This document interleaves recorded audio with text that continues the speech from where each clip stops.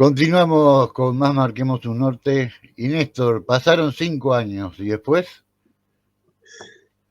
Bueno, 5 años de dominación portuguesa hasta que Brasil se hace independiente en 1822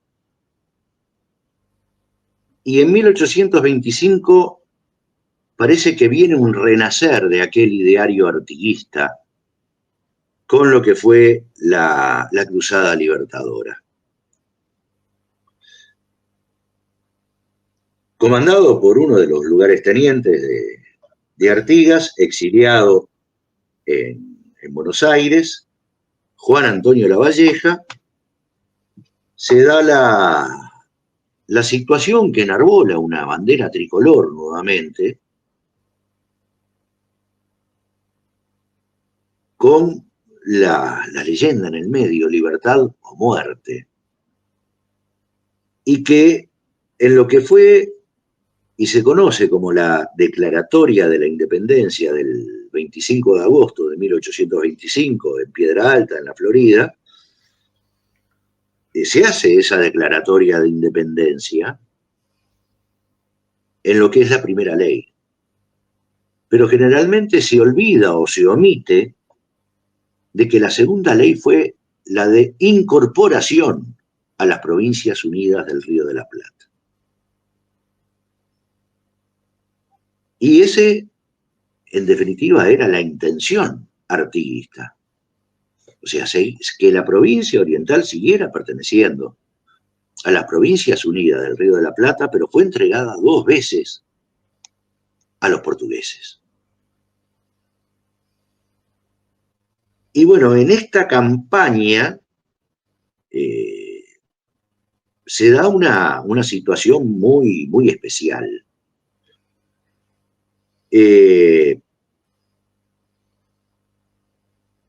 Pedro I, cuando el 7 de septiembre de 1822, lo que se llamó el Grito de Ipiranga,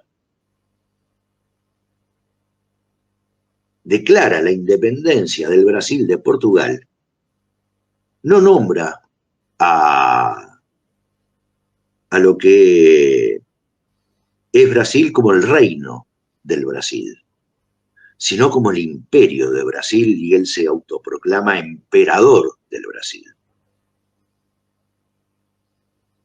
Pero no tenía ningún territorio conquistado y necesitaba de hacer valer ese título de imperio y de emperador. Por lo tanto, la afrenta que le dan un puñado de orientales, en el cual no fueron 33, ni eran todos orientales, pero fue un puñado de orientales que desembarcan la Graciada, planta la bandera tricolor bajo el juramento de libertad o muerte y empieza a hacerle la guerra al imperio brasileño.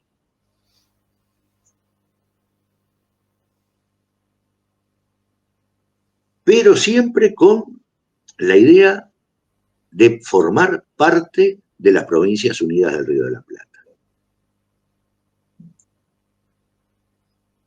¿Qué es lo que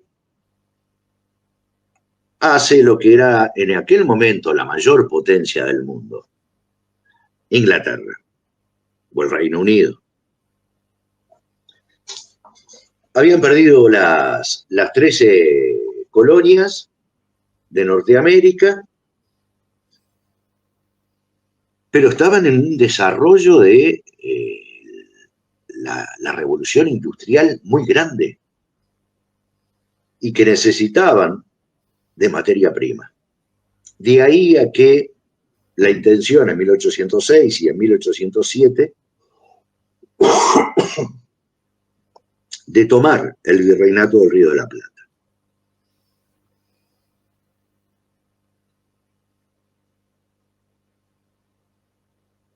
E Inglaterra ve con buenos ojos un conflicto.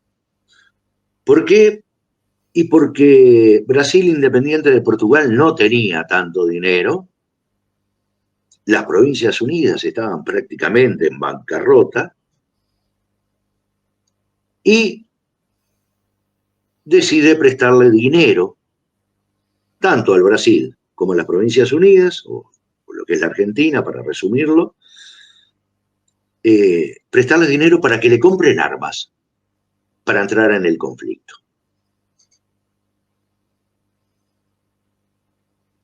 Pero después de que prestaron dinero, que les vendieron las armas con ese dinero que le habían prestado, vieron que la posibilidad de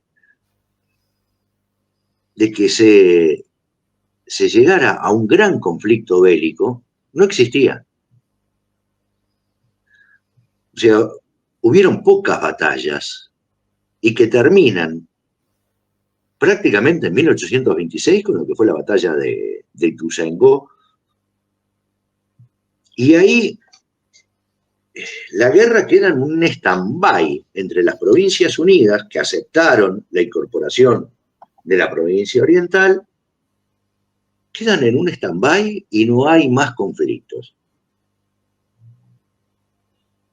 Entonces, el encargado del Foreign Office, George Canning, le envía una nota al ministro plenipotenciario en Río de Janeiro, Lord Ponsonby, diciéndole que había que tratar de lograr algo muy diferente a lo que se estaba trabajando. Por un lado, se estaba trabajando de que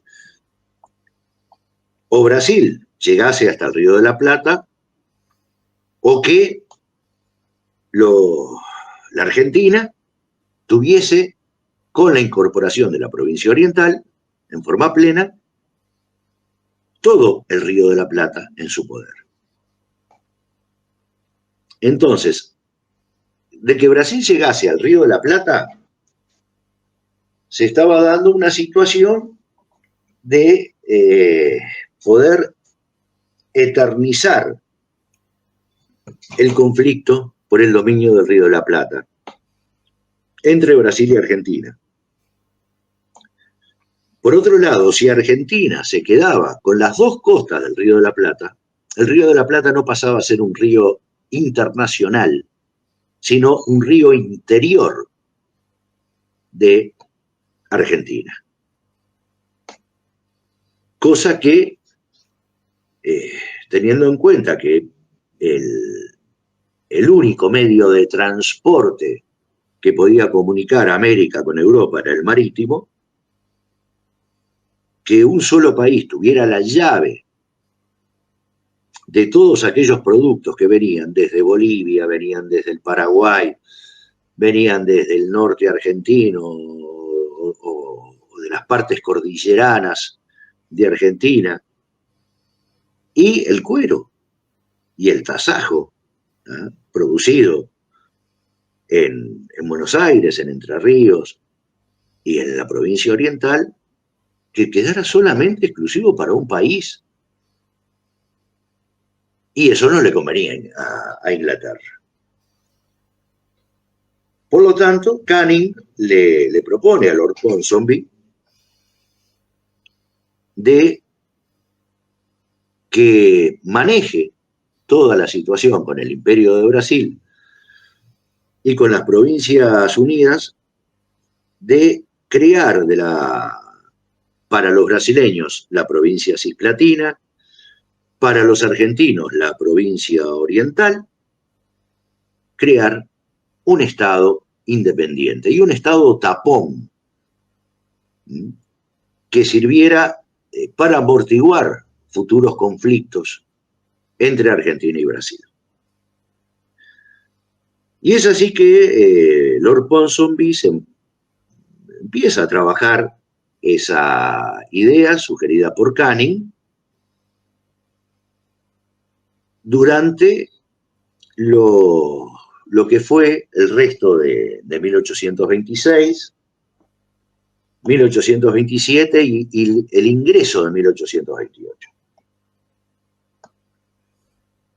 Don Pedro I, emperador de Brasil, vuelvo a repetir, necesitaba un triunfo militar que lo hiciese sentir emperador. Y se negaba rotundamente a pactar esa idea propuesta por Ponsonby.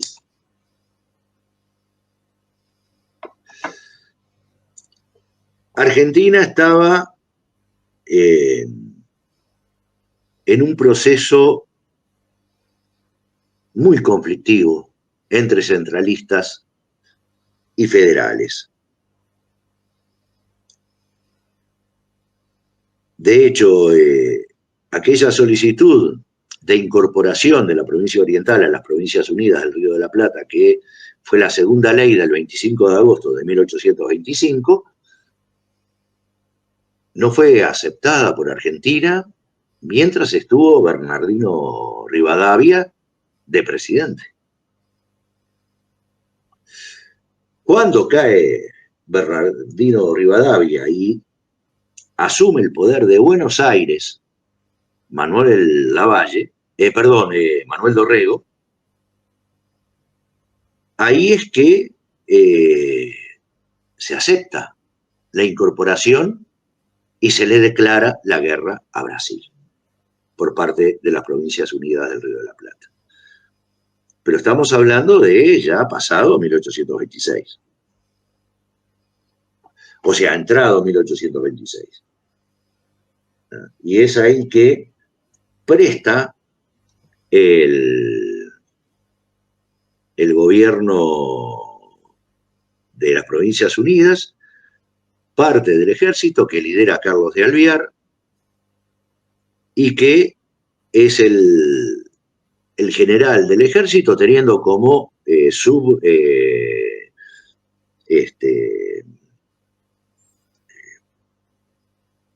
comandantes, digamos, subcomandantes, a Lavalleja, a Oribe, a Eugenio Garzón y a Bernabé Rivera. ¿Quién ideó la parte estratégica para poder ganar la batalla de Ituzaingó? No fue Alvear, sino que fue Eugenio Garzón, que había peleado con San Martín en todas las batallas de Chile y de Perú. Y después de eso había regresado a su tierra natal, la banda oriental, provincia oriental.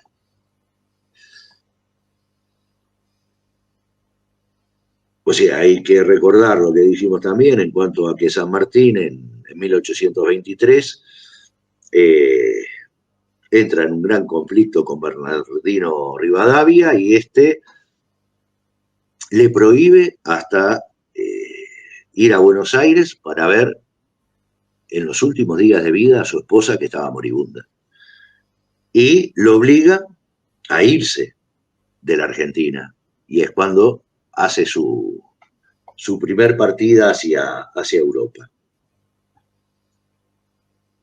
Y prácticamente de ahí desaparece, salvo unos pocos meses en 1829, del contexto americano. Y se da un hecho que en 1826 Juan Antonio Lavalleja y Fructuoso Rivera vuelven a enemistarse por la continuidad de contactos que Lavalleja consideraba peligrosos de Rivera con los brasileños, que seguía manteniendo, después de haber formado parte del ejército brasileño.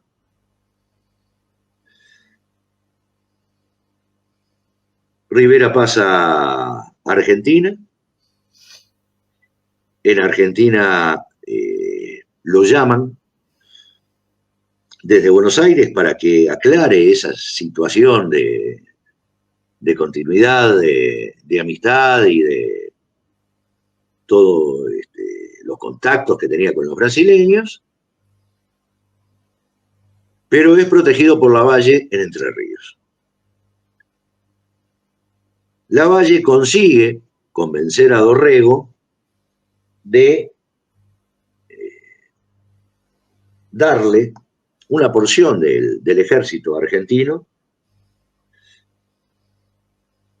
a Rivera para que Rivera cumpla con un objetivo que era el que tenía Artigas, que era llevar la acción bélica al territorio brasileño y no al de la provincia oriental ni al de el resto de las provincias unidas.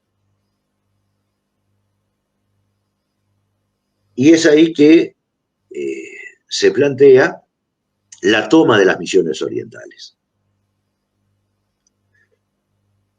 Llega Rivera como integrante del ejército argentino, no como del ejército oriental, y es una campaña, o sea, siendo recordado como lugarteniente de Artigas, tenían todavía muy fresco en la memoria los guaraní misioneros, a Andresito, Guasurarí y Artigas. Y apoyan en un 100% a Rivera y en 20 días toma toda la región de los 7 pueblos de las Misiones orientales. Esto fue en mayo. Esa acción se da también en lo que fue el pensamiento en la cabeza de don Pedro I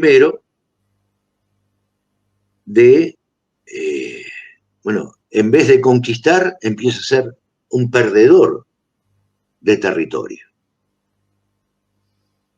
Y es lo que aprovecha Lord Ponsonby a que acepte que la provincia cisplatina, para don Pedro I, sea un estado independiente. Y de ahí es que se empieza a trabajar y se culmina en agosto, a finales de agosto de 1828, lo que fue llamado la Convención Preliminar de Paz, que es la que fija la paz entre las Provincias Unidas del Río de la Plata, el Imperio de Brasil, creando un Estado independiente. Bueno, ese Estado independiente, con muchos tropiezos, lograron formar una asamblea constituyente.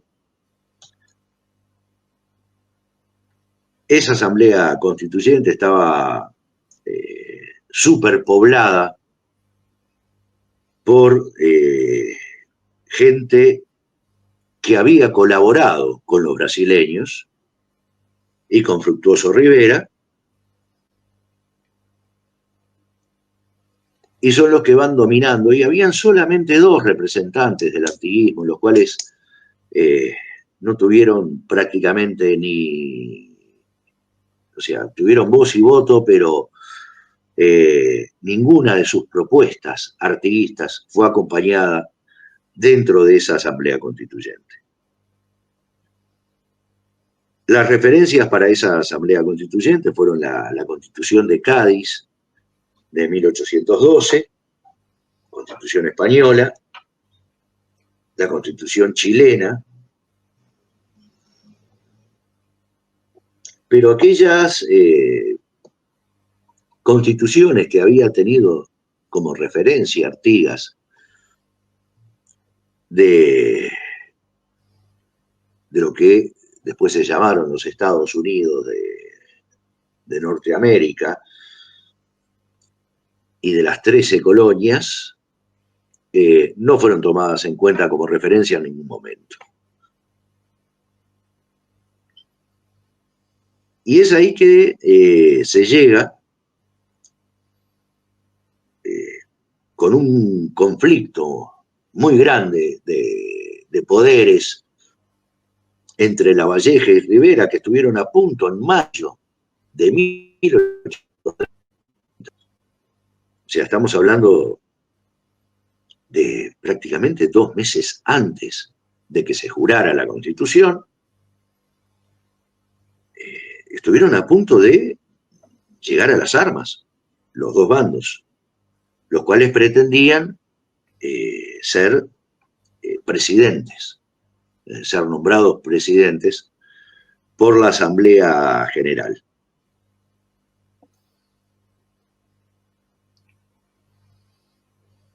Y bueno, con una situación de demostración de fuerza, como hablamos, que se dio a finales de 1829, en el cual Rivera trae, o lleva, mejor dicho, a Montevideo, las tropas de guaraníes misioneros, con los cuales los que habían abandonado las misiones orientales y que lo siguieron, y habían fundado Bella Unión, las trae a Montevideo. En Montevideo los deja muertos de hambre, no les da la paga que les había prometido, se rebelan, toman 2 lugartenientes de Rivera como prisioneros, ejecutan a uno, y el que no ejecutaron era Venancio Flores, el que hace su bautizo de armas poco tiempo después, el 11 de abril de 1831, en Salsipuedes. Y bueno, con promesas de tierras, promesas de dinero y demás, Fructuoso Rivera logra tener mayoría en la Asamblea Legislativa, creada a partir de esa jura de la Constitución. Y es de ahí que llega a ser el primer presidente. Ahora, el hecho en sí de la jura de la Constitución, un 18 de julio de 1830. Yo invito a quienes nos estén escuchando a que busquen a través de Google o de algún otro rastreador de información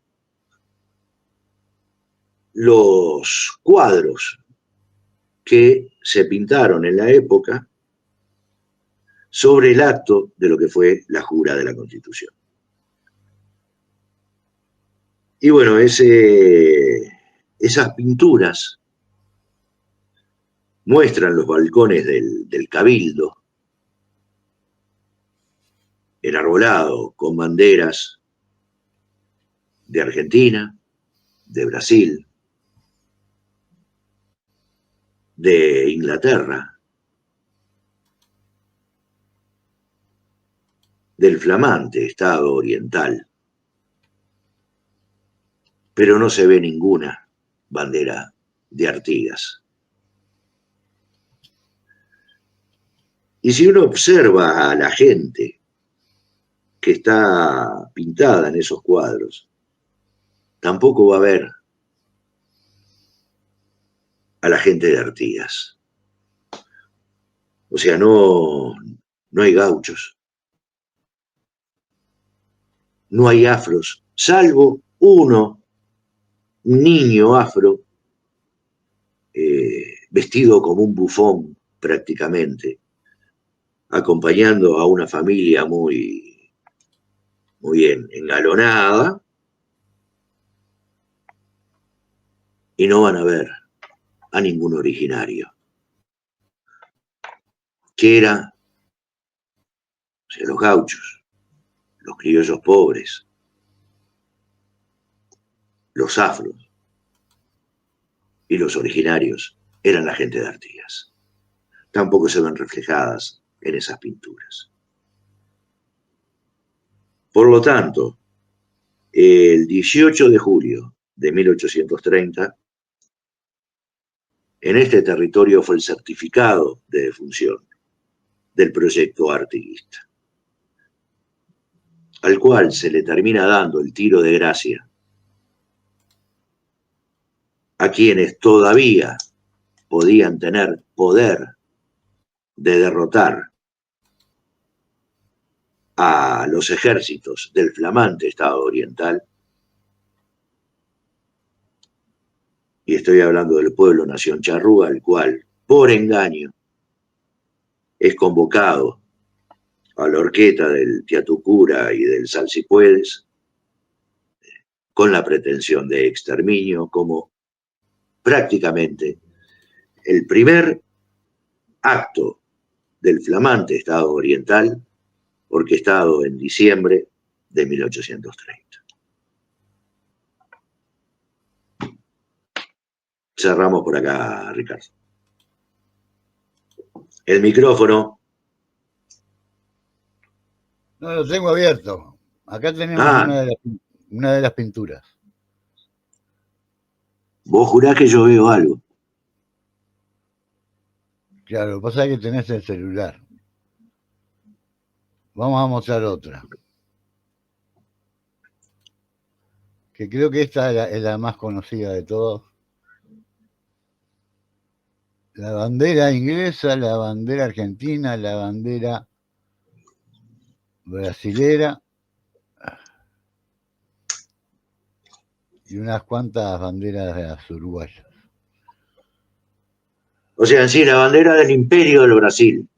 Todavía no era la actual bandera brasileña que tiene el planeta en el medio del rombo amarillo con la leyenda Orden e Progreso.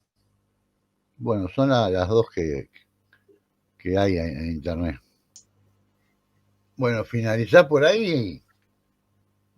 Y espero ahora tu comentario. Pero es mucho, es mucho. No. Fue una exposición impecable. No hay nada para agregar. Yo lo que puedo aportar es el postre, si querés. Y bueno. Tengo el postre. Vamos con el postre entonces.